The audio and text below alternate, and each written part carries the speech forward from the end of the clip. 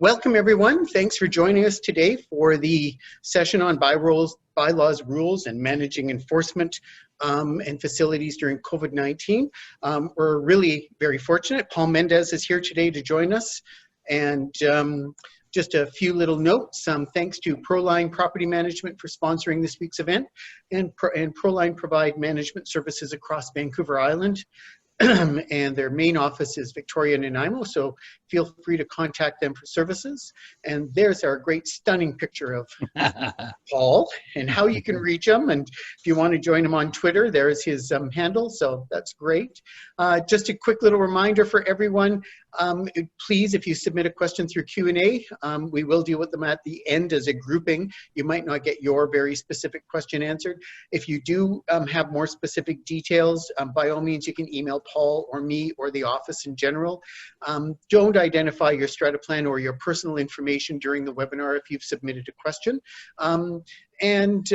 Speaker email addresses have been contained so that you can actually respond to them.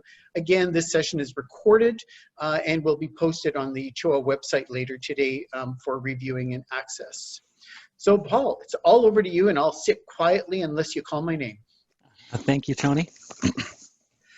Good afternoon, everybody. It's a pleasure to be here with you doing this seminar today. This will be my first one for post-pandemic for CHOA, and I have to say it's probably my best attended one based on the numbers that you have in the room today, which is incredible, 210 people.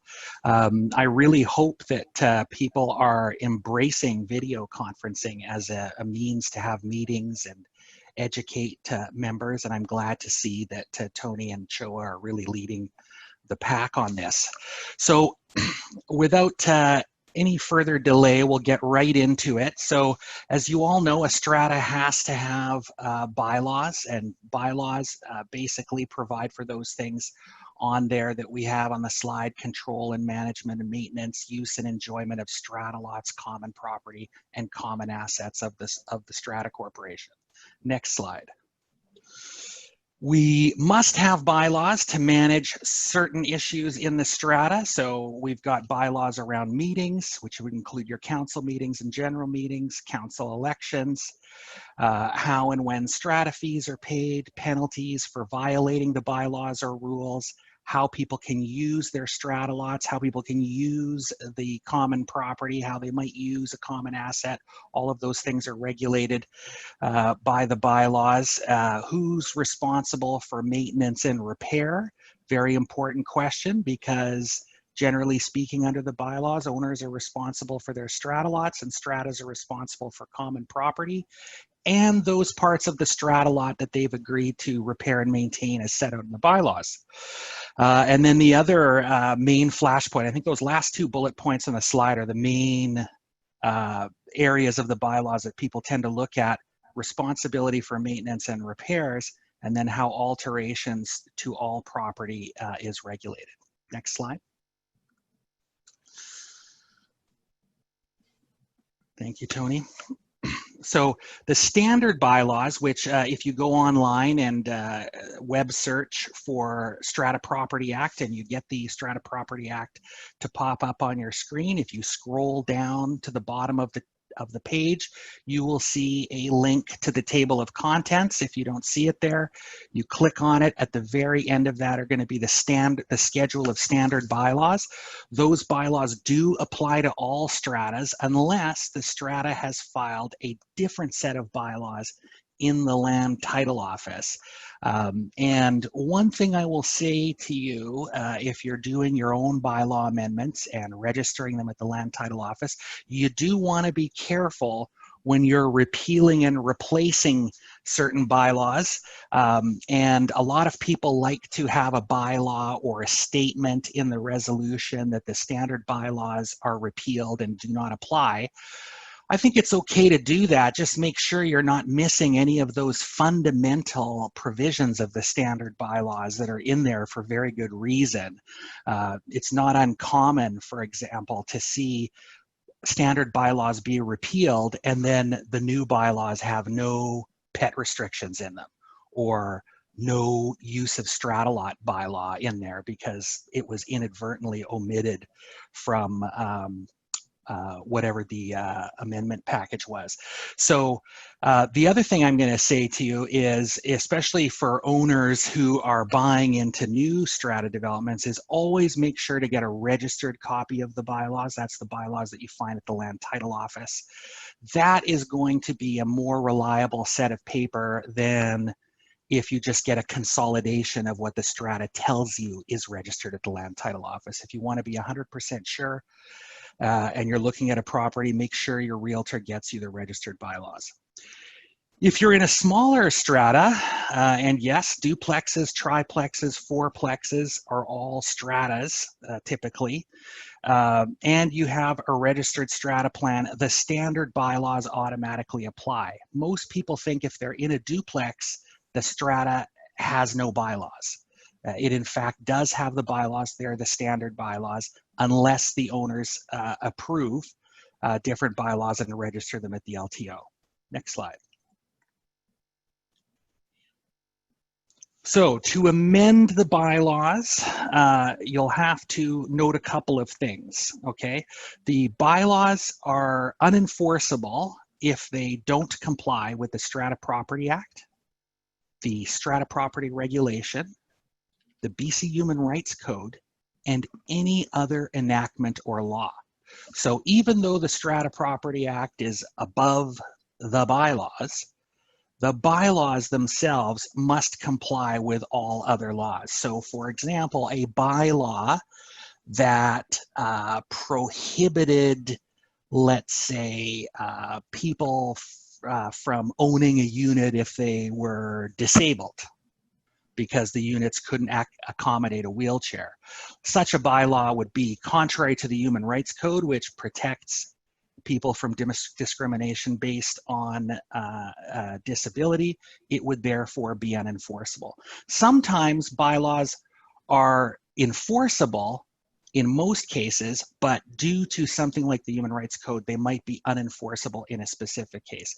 An example might be the issue of carpeting. You'll see a very well-discussed case around an owner who wanted to change to hard surface flooring.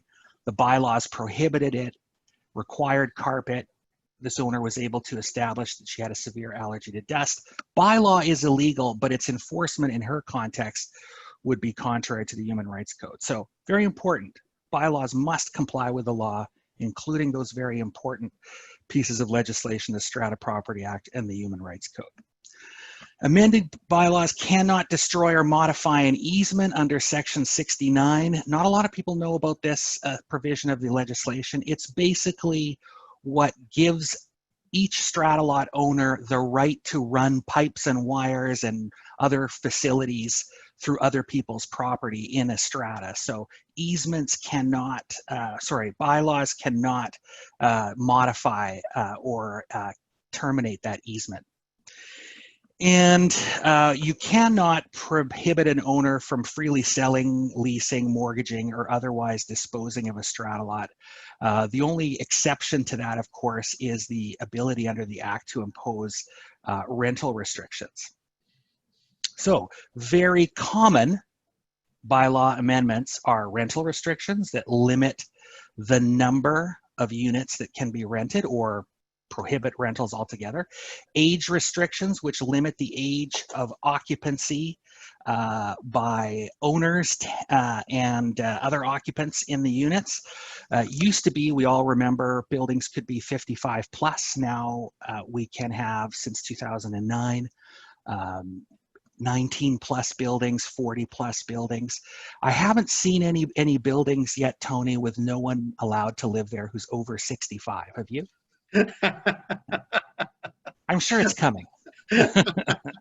And pet restrictions, of course, very obvious number and type of pets.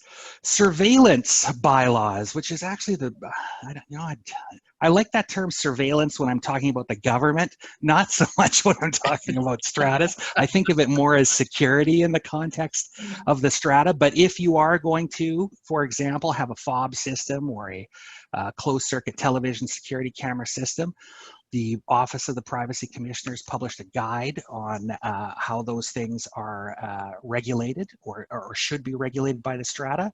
And we do recommend that the strata have detailed policies and bylaws so that people know where the cameras are, they know what records for fob access is kept, what the procedure is for obtaining access to those records. All of those things should be set out in a policy or a bylaw approved by the owners. Electronic meetings, standard bylaws have always allowed electronic meetings by the council, but not by the Strata Corporation. But thankfully, well, I guess thankfully might not be the right word, but during this pandemic, under the emergency orders, the government now allows general meetings to be held electronically, which opens the door for you to conduct general meetings either by telephone or video. My preference, having done I don't know if you've done one yet, Tony, a telephone general meeting. I prefer the video general meeting to the telephone general meeting because I found that you can't tell who's talking during a telephone meeting. And I like the video options of being able to mute participants. I think thanks to video meetings, everyone's going to become an expert at chairing meetings now. Of course, insurance and damages, coverage of things like the deductible, regulation of parking storage, penalties and interest on things like overdue fees, overdue fines, all of that sort of thing. And then, of course, your regulations around the meetings that you have. Quick note on age restrictions. We just talked about that. Now it can be any age restriction. I haven't traced exactly what happened in the change of the legislation there, but in 2009, basically the Human Rights Code has a provision, and I think it's section 41 or 42, that says with respect to age restrictions that you can have a distinction based on age if it's allowed in a statute. And of course, our Strata Property Act does allow us to have age restrictions, and it doesn't limit them to age 55 anymore, so they really can be any age. Good question here. During COVID-19, does the bylaw provide for any accommodation of family members, caregivers, or live-in support? This is going to be something that is going to become an issue if it hasn't been an issue already. With people requiring care, we are going to have to look more closely at things like age restrictions and possibly even rental restrictions that might prohibit someone from taking in a roommate.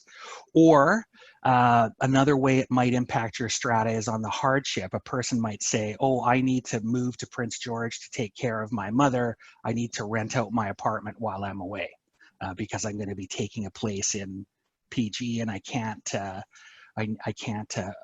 own two places at the same time or pay rent and a mortgage at the same time. So important things to look at, this age restriction as well as rental restrictions. One thing at the very bottom there that I do want to draw your attention to is that when you do pass an age restriction, if you're inclined to do that, all owners who reside in the strata lot at the time the age restriction is approved and registered at the LTO, they're grandfathered, for lack of a more politically correct word. So that means that if you've got a 16-year-old and the building passes a 19+ bylaw, your 16-year-old is fine if they're living in the unit with you. If you have a 16-year-old that doesn't live in the unit with you though, and they come to live with you after the unit has been, or the building has switched over to being 19+, then you may have an issue. You may want to get some legal advice because the question of where someone lives is actually a legal question. And believe it or not, despite the fact that housing is so expensive, it is still possible for some people to live in two places, and many people do. Pet restrictions, your pet restrictions have to comply with the Guide Dog and Service Animal Act. You have to have accommodation for pets that may be therapeutic or required for some medical condition. You're seeing this a lot right now with people being isolated.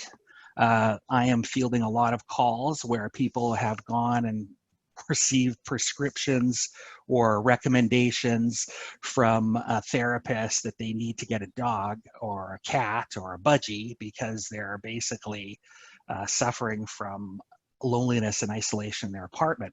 So definitely you'll be faced with more requests for accommodation on pet bylaws as well. So you'll have to keep an eye on that. Again, like age restrictions, you'll notice there's grandfathering for the pet that resides in the unit at the time the bylaw is passed. Remember, it doesn't matter that the owner resided there before the bylaw is passed. It's really about, in the case of an age restriction, the age of the occupants at the time the bylaw was passed, or the pets that reside in. The fact that an owner was there before the bylaw was passed is irrelevant. Surveillance, yes, if your strata has installed or operates cameras, fob system, other devices, you should be having bylaws that regulate that. One of the things that the Privacy Commissioner does not approve of is the ability of owners to access the camera systems and spy on their owners all day. You know, if you've got one of those camera systems that has a live feed that pipes into people's units, it's just a matter of time before someone makes a complaint and the Privacy Commissioner orders you to stop doing that.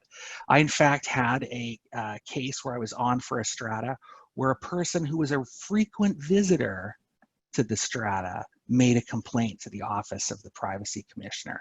And the Privacy Commissioner handled it and ordered the strata to turn off well, they didn't order it. I think they might have just strongly recommended it in some kind of non-official a decision that they turn off the streaming feature.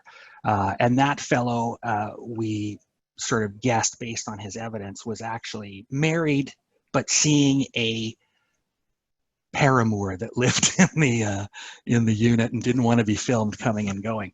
So be on the lookout for potential claims about that. We can go to the next slide, Tony.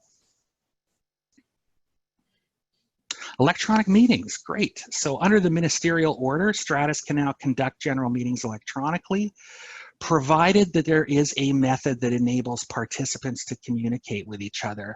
So this would mean, you know, if it's phone, I have to be able to hear and then contribute, to be able to contribute to the discussion. Similar with video, a video meeting, I have to be able to watch the proceedings. I don't know that I have to be able to watch all of the other owners in the meeting, but I definitely need to be able to see the chair, any documents that everyone that are the subject of what we're voting on or discussing at the meeting. All of those things need to be taken care of. Not too hard to do with the technology that we have today. I can remember back in the 90s doing a video conference, and you had to book the space to do it downtown, and it was like hundreds of dollars an hour and super choppy. Everybody looked like they were on the International Space Station when they were communicating on that thing. Now the technology is so good and so affordable. There's really very few barriers to having an electronic meeting. And so even though we have the ministerial order, which, Tony, I don't know, do you know, is that like a permanent change now? No, it's just an order under the emergency orders itself. And so if the emergency orders are not extended and the ministerial orders then cease to effect as well. So, okay. And we have no indication of what timing looks like for this. Right. So I think the note there is, if you're having a general meeting for any purpose, consider putting a bylaw amendment on to allow for electronic meetings. It's not going to conflict with the ministerial order. And then if the ministerial order ends and the government decides not to bring into this amendment for some strange reason, you'll have it, so you'll be able to have the electronic meetings. Electronic meetings are not just great for COVID, they are great to solve another major concern that a lot of people have issues with around meetings, which is the use of proxies.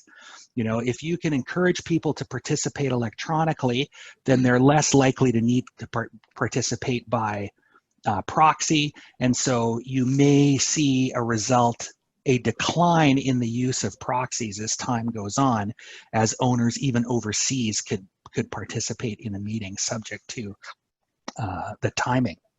But I would definitely recommend a bylaw amendment dealing with how your electronic meetings are going to run, how you're going to do voting, secret ballots. I have some crazy ideas around secret ballots that I'll discuss if anyone has questions on those later, but I don't want to get bogged down on that now. But I think there are ways to accommodate all of those issues if some forethought is put into them. Go ahead, Tony.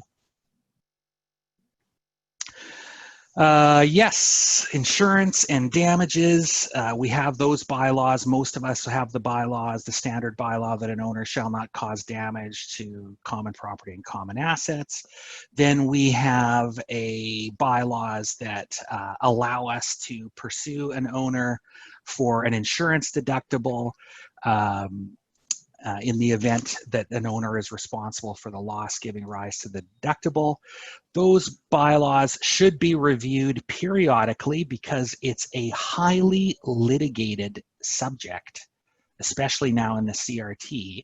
So little tweaks to these bylaws are always emerging out of the CRT, and I think it's a good idea to do a sort of annual review to see, is your insurance bylaw up to the latest and greatest? Because as we know, as insurance deductibles go up, this is going to become a very critical issue for stratas if it isn't already. Next slide, my friend.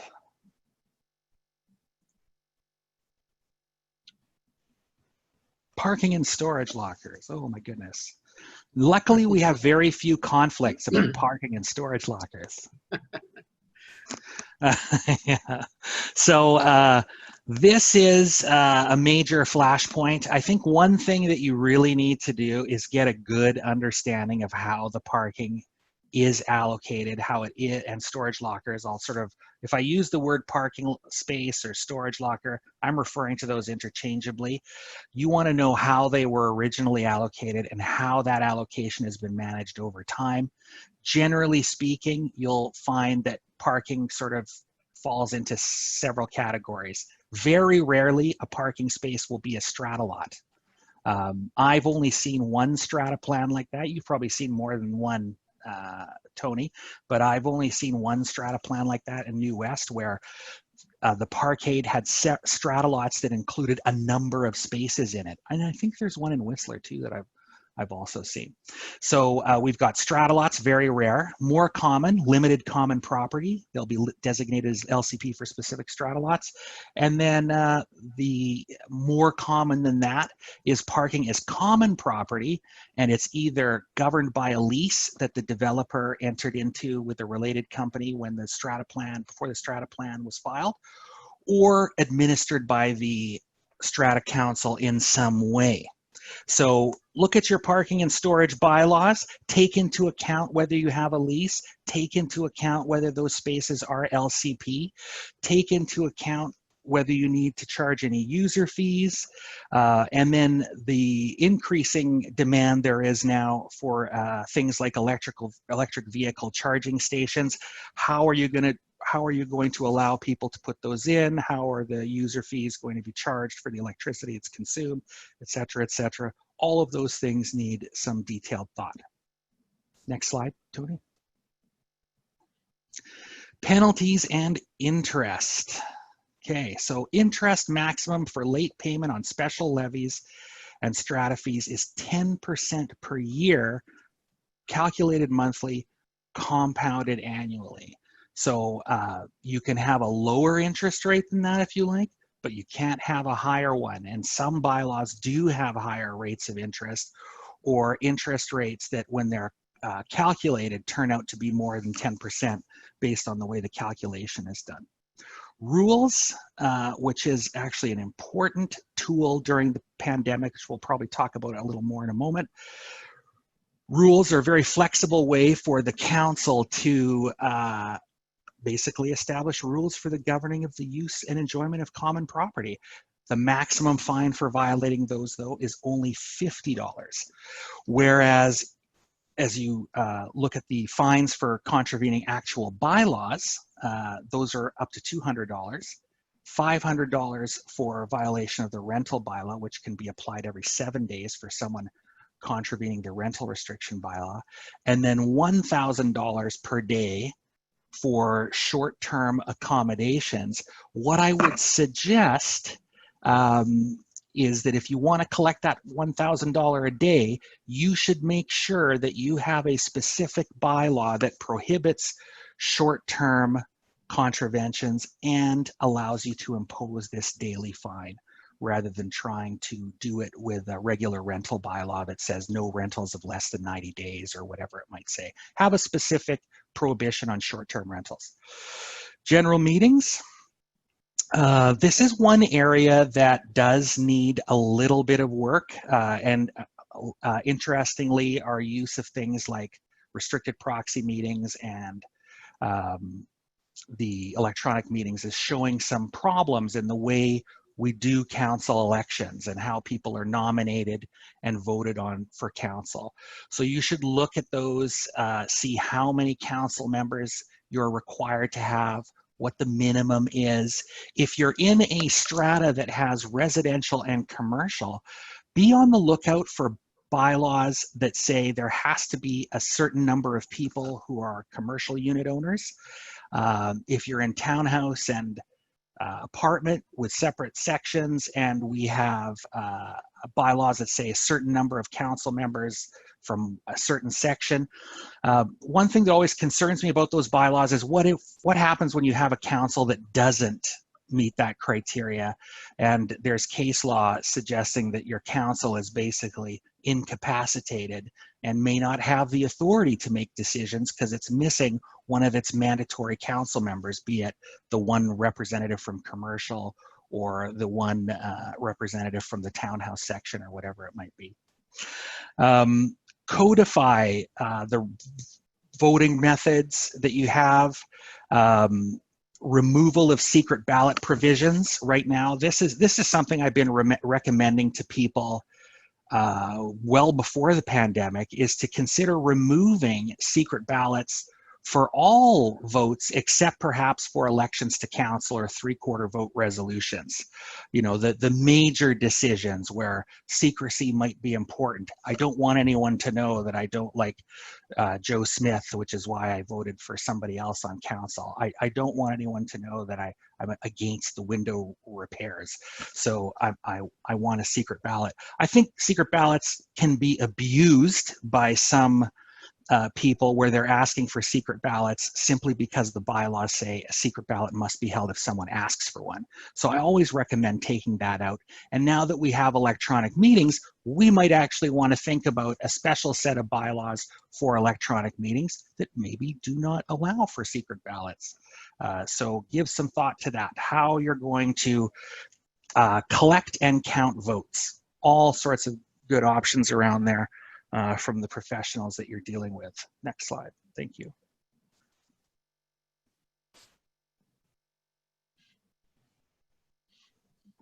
So, as you know, this is certainly a very popular topic with strata lawyers on bylaw enforcement, is the need to comply with Section 135 of the Strata Property Act before you enforce the bylaws or the rules. If you don't comply with Section 135, you're basically wasting your time and potentially your money if you involve a lawyer to enforce the bylaws, because the CRT and the court routinely throws those types of bylaw enforcement complaints out. So even though we've got a little paraphrase here for you of what the Section 135 requirements are, your homework until I see you next, which could be several years from now, is to read Section 135 because that's an important section for you as a council member and even as an owner to understand what your procedural rights are. So as we see on the slide there, it's a basic 3-step process. You have to give the person a written notice of the complaint, okay? And this is issued to the owner and the tenant. when I'm dealing with an owner and a tenant, I always like to address the letters to both of them. You can add on your notes there, you need to give particulars of the complaint. What is the bylaw that the person has contravened? And going by one CRT case I read, you better get the number of the bylaw correctly, because if you refer to the wrong bylaw, there's a chance your bylaw enforcement can be thrown out. So if you're mentioning sections, definitely make sure that you reproduce those sections accurately or refer to the correct ones, and provide sufficient detail that the person knows what the bylaw is about, or the notice is about. For example, you have done an unauthorized alteration. Might not be enough particulars, right? You might need to say what is the specific alteration that they've done that contravenes the bylaws, something along those lines. So you don't need to have a lawyer to write bylaw enforcement notices. A lot of stratas like to have the lawyer write the bylaw enforcement notices. Not necessary, totally easy to do on your own, and I encourage you to do it. Number two, owner or tenant, the respondent, let's call them, they have the right to respond and request a hearing, and they have the right to do that before you make your decision, right? So many bylaw enforcement letters are written as though the decision to fine has already been made.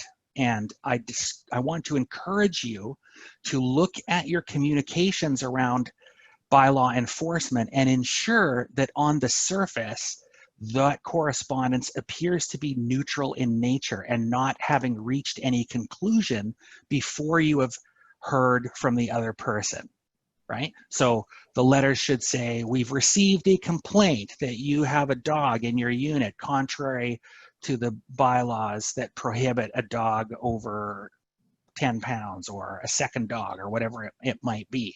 Nice and particular, I know what it's about. And so it's easy to follow, and it's not saying you have a dog in your unit and we fined you $200. That's really what you want to avoid there. And then the third one, after you've done that and given the person a time to respond, which is usually 2 weeks, although it could be shorter depending on what the nature of the infraction is, but it's usually 2 weeks, then you make a decision and you communicate that decision to the owner in writing. The way I recommend doing it is a letter letting them know that here are the minutes, and the minutes set out the decision, or something along those lines. Next slide. Principles of bylaw enforcement. I would agree with all of these principles. You want to make sure that everyone is being treated fairly. Equally might not be the right word, because there are going to be situations where you might fairly treat people disproportionately, right? So fairness is the most important principle, because the way an owner challenges the strata's bylaw enforcement proceedings is they will allege that you didn't follow the procedure, like Section 135, or they will allege that what you're doing is significantly unfair to them. And an example of significantly unfairness that comes up a lot in my practice is the strata wants to go after some guy who did an unauthorized alteration, but they're ignoring some other owners that have done unauthorized alterations.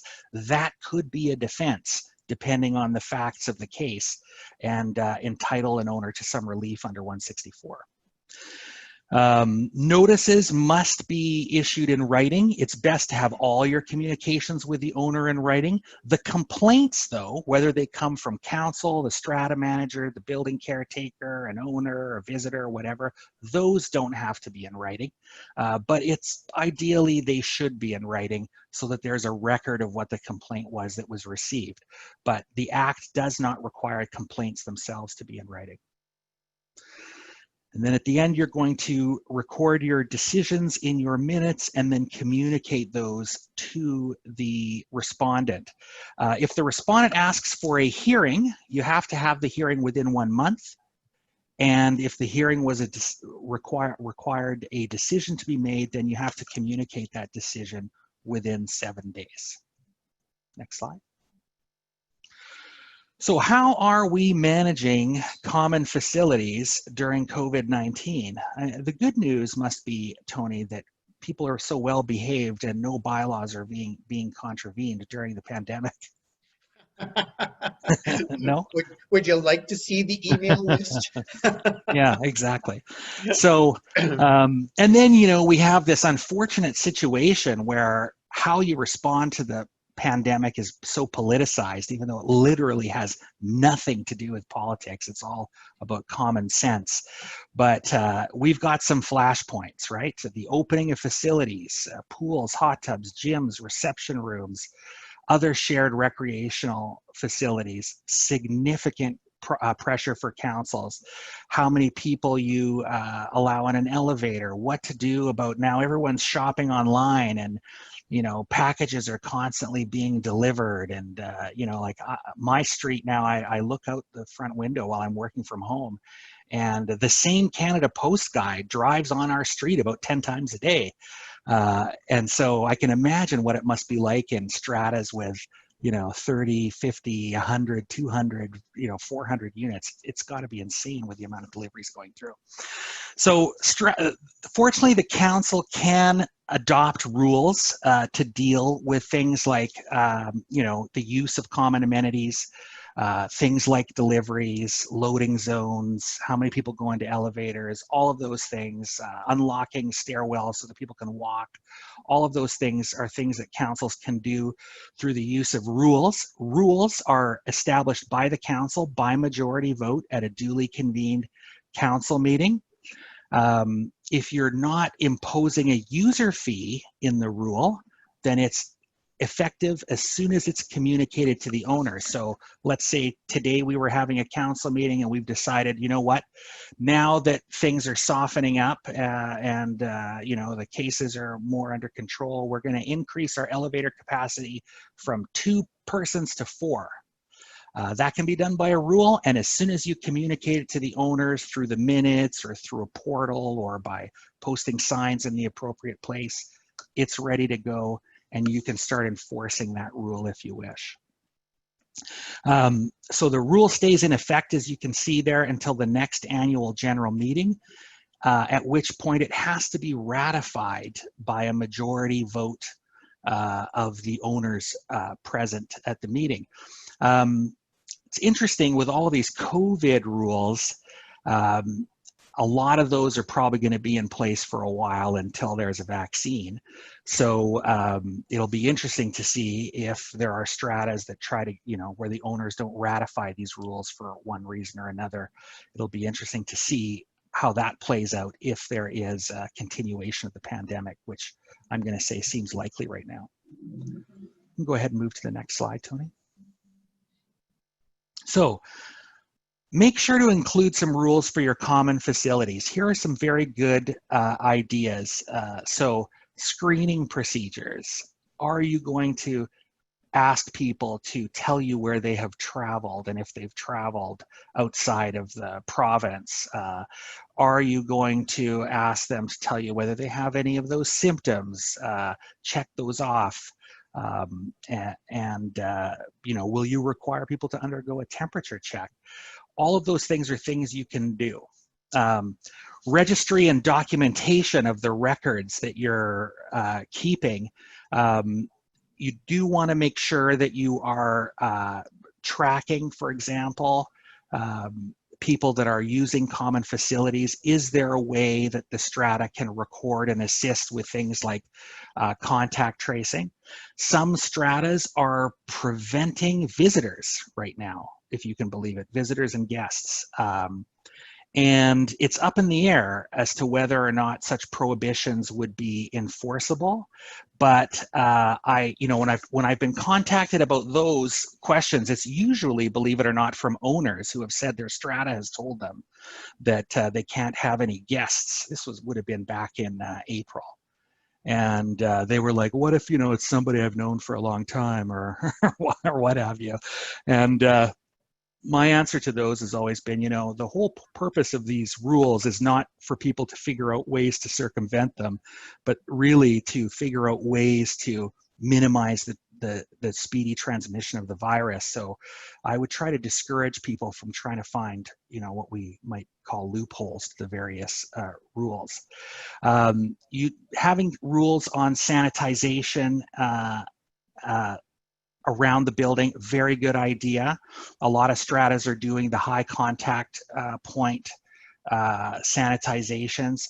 Every cleaning company on the planet right now has overnight become viral sanitizers.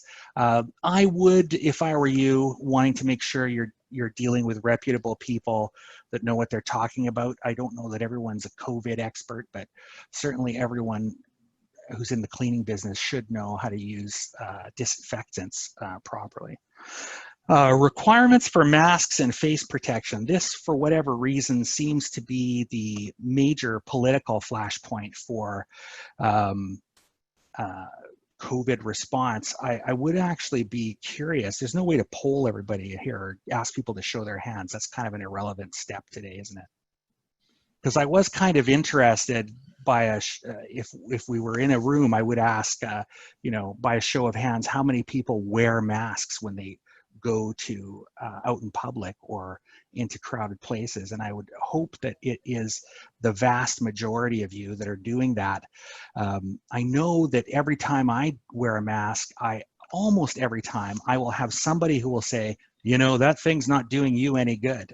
And so many people misunderstand that the purpose of wearing the mask is not to protect you, it's to protect people from you in case you're one of the 40% of COVID infected that have no symptoms and are going around breathing all over everybody. So that's really what it's for. And I'm just going to say, if you don't have a good medical reason to not wear a mask, then shame on you. Employee protection, this is the last thing. We have to be very concerned as employers, if strata employees, caretakers, cleaning staff. You have to make sure that your people are protected. So having a policy around masks and face protection in the public areas might not be a bad idea if social distancing is not possible, but we should be making sure that we are complying with all of the WorkSafe BC requirements that have been issued during the pandemic. Next slide, Tony. We're at question time. I want to go to questions. We're at question time. It's time for questions. So, and we do have quite a good number of questions, so this is great. So I'll just kind of let's start and flip through them. Maybe we should talk about secret ballots first. Sure. Because that came up and it comes up in a number of questions. And and I think I probably participated or chaired or helped facilitate about 40 Zoom general meetings now in the over the last 60 days. And almost all of them have run incredibly well. You're absolutely right. The attendance at every one of them has been higher than normal.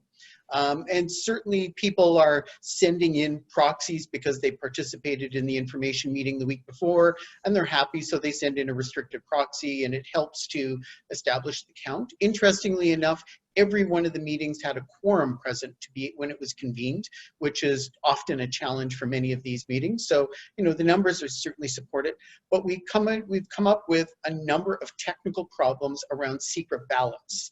And so one of the technical problems, of course, is if it's a mixed use building, the voting entitlements are different and have to be recorded separately, so they're calculated properly. And then, of course, the moment those voting entitlements are reported in the minutes, you know how the non-residential units voted anyhow. So in a lot of ways, it's very difficult to actually do secret ballots. I think the other thing is that whether it's with a restricted proxy or by ballot, we've found that the results of the vote, who voted how, are not recorded in the minutes. All that's recorded in the minutes is the actual result of the vote. But the ballots themselves, if you have a secret ballot on an electronic meeting, it might not be possible to identify who your eligible voter is one of the challenges. So there are a few challenges to try and get over the hump, which makes it a little difficult. One of the things that I'm interested in exploring, and I'm not suggesting that people go off and amend their bylaws to do this right now, but there are many organizations with members spread all over the place. The Law Society of British Columbia is an example, and they allow mail-in ballots. Right. And to protect secrecy with the mail-in ballot, your ballot is put inside, and you're to fill out your ballot and put it inside an envelope. That then, when they'll see registered owner has submitted their mail-in ballot, they open the envelope. There's another envelope inside there with the ballots. You're still going to have the problem, as you pointed out, with commercial, because I'll be able to tell if there's one commercial unit and I'm counting the ballots and they have 12.8 votes. I know exactly 12.8 has voted for so-and-so, or they voted against the special levy. There's no simple answer to this. I haven't been able to think of one on the fly. I haven't been involved. Let's say I've been involved in 5 meetings. It hasn't been an issue so far. Because the person who's going to ask for a secret ballot at some of these meetings that I've been to is the one proxy holder, which is a council member who, what is the point of them asking for a secret ballot when they're the only person in the room as far as voting goes? But it hasn't been an issue. A more common issue I found is people having a little bit of technical difficulty getting into the meeting, and then some issues with filling out the proxies. The restricted proxy form looks more complicated possibly than it needs to be. So some people aren't filling them out right. That's what I've noticed, like on the council elections, on one strata that I did, most voters only voted for the proxy person. Right. Like, we had the designated proxy, and then they thought, oh, okay, well, I guess I'm voting her back on council, and then voted for nobody else. So these kinks will get worked out. And I think, as the stakeholders in the industry talk more, I think we'll eventually come up with something. But right now, this is an issue that has no easy solution, how to do a secret ballot. User fees. So this is, two-part question. How are user fees approved? But more importantly, once they're approved and ratified, how are they increased? So the Strata has a user fee for parking right now of $50 a month. The Strata Council have just increased it to $100 a month, but the rule actually was approved at $50 a month. Right. So that's interesting. So basically, this is either an amendment to a rule or the addition of a new rule. The problem with user fees is that the user fee cannot be collected until you have a general meeting ratifying the rule.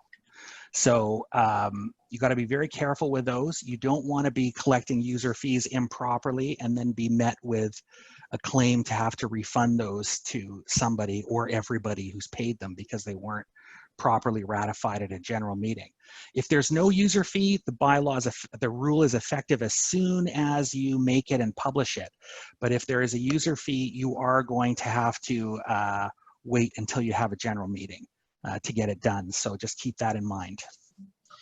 And while we're managing the use of common facilities, a really common question, and we see this a lot, is can the Strata Corporation set rules for moving in and moving out of the building? Absolutely. You can absolutely, and you should give some thought to how you're going to keep the loading areas in front of the elevators safe and accessible to people. You might want to consider limits on the use of the elevator, how many people can be in there, how many people can queue up, where they're supposed to queue up. In our building where I work, we've got those little stickers on the floor, and it's like a snaking line through reception so that we're not all bunched up trying to get on the elevator. You may have to think about that depending on how many elevators you have in your building. And allowing people to have access to the stairs that might normally be off limits or restricted access for going up. So all kinds of things that you're going to have to think about there in terms of safety, cleaning, after someone moves, who's going to be responsible for cleaning the area and disinfecting it. I don't know that I would put that responsibility on the owners. I would probably think about having a cleaner come in and do it, and then passing the cost of that on to the owner or tenant as a user fee. Again, you know, if you're thinking of having a general meeting soon and these ideas about user fees appeal to you, make sure that you've got a motion to ratify that rule on the agenda so that you can collect that user fee. It does kind of beg the question, though, about why a strata would limit or restrict visitors from visiting owners in a building, but they can't restrict move-ins, move-outs, which will also include random individuals from moving companies accessing their building. Absolutely, You know, absolutely. there's no common sense in that whatsoever. Yeah. I mean, you know, the thing about visitors too is, you know, are you gonna stop someone from coming and checking in on a loved one who's a shut-in? I mean, you know, we got to have some common sense and realize that there are ways to minimize the risk of transmission without taking really extreme positions. And again, the mask wearing in public, mask wearing in confined spaces, hand washing, the use of gloves, all of those sorts of things are, you know, better policies to enforce than sort of strict limits on who can do what, when, and how. So you'll love this, and this is something that's actually come up in our building as well. But how does the strata deal with a constant noise problem where the occupant in the unit plays their musical instrument loudly, not necessarily well, but plays it loudly in the afternoons for 1 or 2 hours? It's just I think people think noise has a time period to it. Right. That between 10 p.m. and 8 a.m. in a strata building, I think they get the misconception that, you know, noise or disruption doesn't apply during the day. Yes. So right, this is actually noise from neighbors is a major issue in stratas, especially wood frame buildings and older buildings where you can hear everybody. So a couple of things to note. Unless your bylaw strata has a quiet time bylaw, which many do, but not all do, that says, you know, there's a quiet time from like 10 p.m. on weeknights and maybe midnight on weekends or what have you, Friday and Saturday. You know, people are basically allowed to do anything in their units unless what they're doing causes excessive noise, just going by what the standard bylaws say, or what they're doing unreasonably interferes with the rights of other people to use and enjoy their strata lots. So this is an objective test. So when you have the case of the person practicing their instrument, let's say it's piano playing, you know, the question is really, would an average person in similar circumstances expect to hear in an apartment building an hour or two of piano playing per day? Right. I'm going to say probably. What if you happen to be living beneath the next Mozart and they practice for 10 hours a day? That you would probably not expect, right?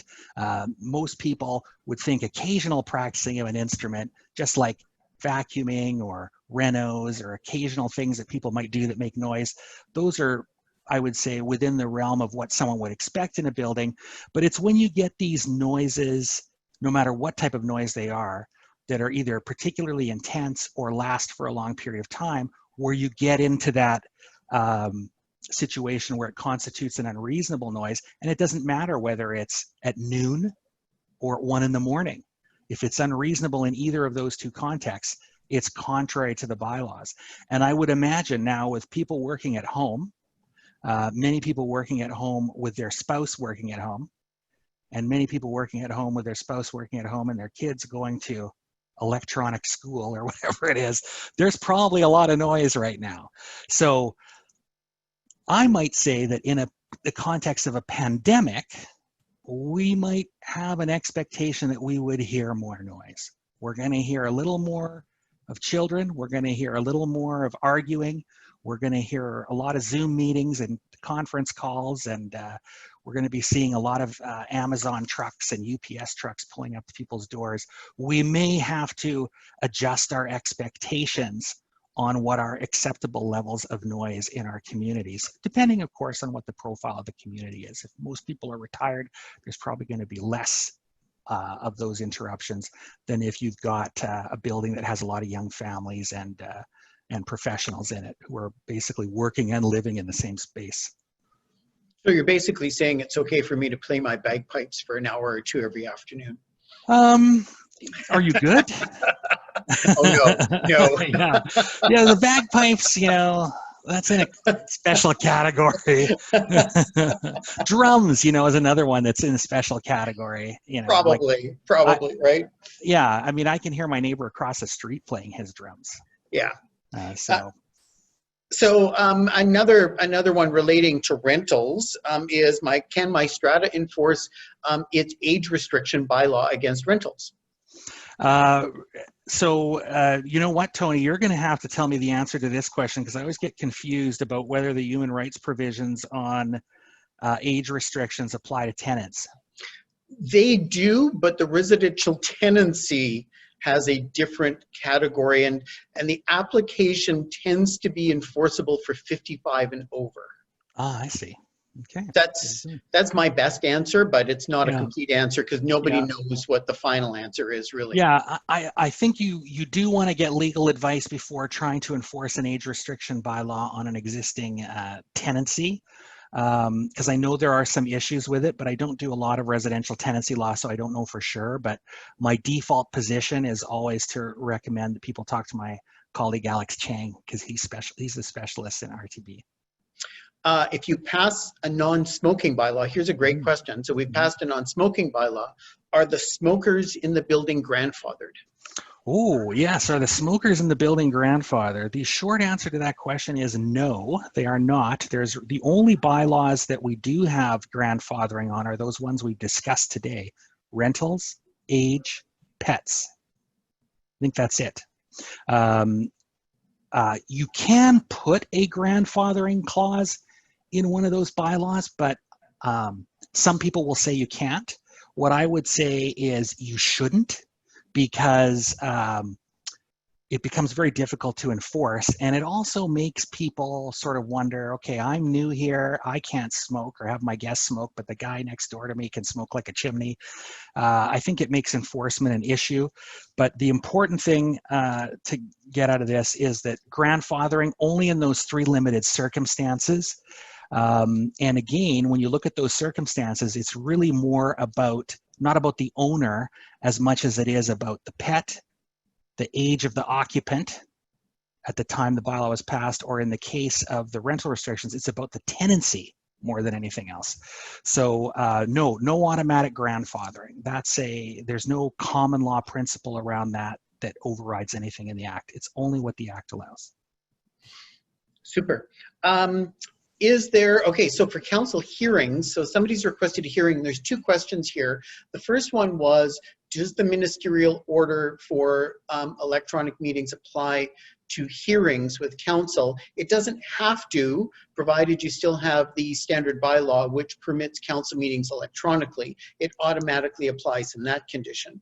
But more importantly, does council require a quorum to conduct a council meeting for hearings? Yes, the answer to that is yes. A council hearing is actually defined as a meeting of the council. So a meeting from the council must have a quorum. You don't want to have a hearing with one person. You're having trouble getting a quorum. If you're having trouble getting a quorum to enforce a bylaw, it sounds like it's not a bylaw the council wants to enforce. You may wonder what's happening there. But definitely you must have a quorum. And if you have the standard bylaw, which most stratas tend to keep, then it will allow electronic participation, and everyone who is participating electronically is deemed to be present in person, so you've got a full quorum there. Right. Okay, so just another question with respects to opening facilities like pools or gyms. It is overwhelming, the regulations that are out there. Some of them are called guidelines, some of them are called regulations. Ultimately, they are all enforceable through the health officers of your of the local health boards or your local municipality. So treat them like they are actual regulations for best practices. So top three basics.